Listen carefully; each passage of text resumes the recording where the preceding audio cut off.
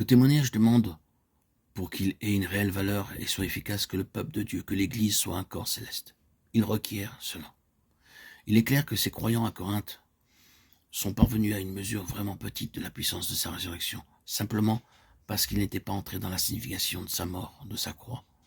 C'est avec un triste et pénible reproche que l'apôtre a dû leur rappeler quelle occasion fut la leur, parce qu'il exprime dans l'introduction de cette lettre.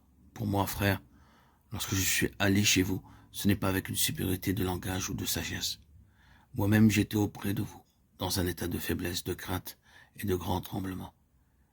Car je n'ai pas eu la pensée de savoir parmi vous autre chose que Jésus-Christ, et Jésus-Christ crucifié.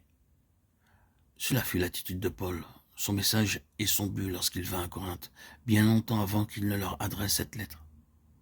Or, sa présence parmi eux mettant l'accent et insistant sur Jésus-Christ et Jésus-Christ crucifié, et sur rien d'autre, et ensuite, bien plus tard, la rédaction d'une telle lettre, met en évidence le fait qu'il n'avait pas appris ce pourquoi il avait été présent, qu'il n'était pas entré dans la chose sur laquelle il avait insisté, étant au milieu d'eux.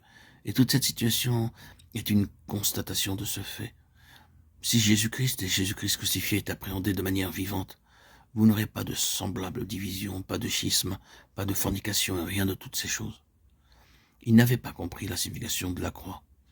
Ils n'avaient pas saisi le message sur lequel l'apôtre avait insisté d'une manière exclusive et sans partage lors de sa présence parmi eux. Et s'ils ne connaissent pas la signification de la croix, comment peuvent-ils connaître la signification de la résurrection? Comment peuvent-ils connaître la puissance de la résurrection? Et s'ils ne connaissent pas cela, alors comment peuvent-ils connaître la puissance de cette vie de résurrection manifestant l'impact du Seigneur vivant ressuscité sur les forces spirituelles?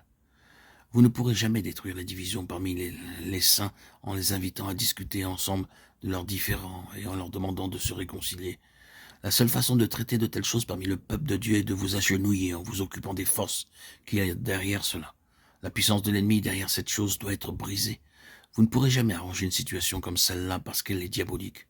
Ce qui est vrai dans le domaine des divisions l'est également pour les autres sujets de cette lettre. C'est l'ennemi qui est derrière cela, qui est finalement la cause de tout ce désordre et rien d'autre, si ce n'est l'impact du Seigneur ressuscité monté aux cieux et souverain contre l'ennemi qui est derrière cela, qui favorisera un meilleur état de choses. Tout cela est mis en évidence à Corinthe. Ils étaient dans l'impossibilité de produire cet impact sur les forces spirituelles, parce qu'ils ne se trouvaient pas dans la bonne sphère. Il s'agit d'un domaine céleste d'activité, alors qu'ils étaient sur terre parmi les choses terrestres. C'est le domaine où nous nous trouvons qui détermine la différence dans le témoignage. Si vous essayez de travailler dans la puissance du témoignage du Seigneur glorifié et souverain, alors que vous vivez une vie terrestre mondaine, vous serez entièrement défait. Et vous aurez la preuve que vous êtes totalement insuffisant pour cette situation. Si nous voulons réellement arriver à du résultat par la puissance de son trône, alors nous devons être spirituellement séparés de ce monde, de cette terre. Nous devons être, dans un sens spirituel, un peuple céleste, assis ensemble avec lui dans les lieux célestes, bénis de toute bénédiction spirituelle dans les lieux célestes. Le domaine dans lequel nous nous trouvons est d'une importance capitale pour un témoignage réel et effectif. C'est à un tel témoignage que nous sommes appelés.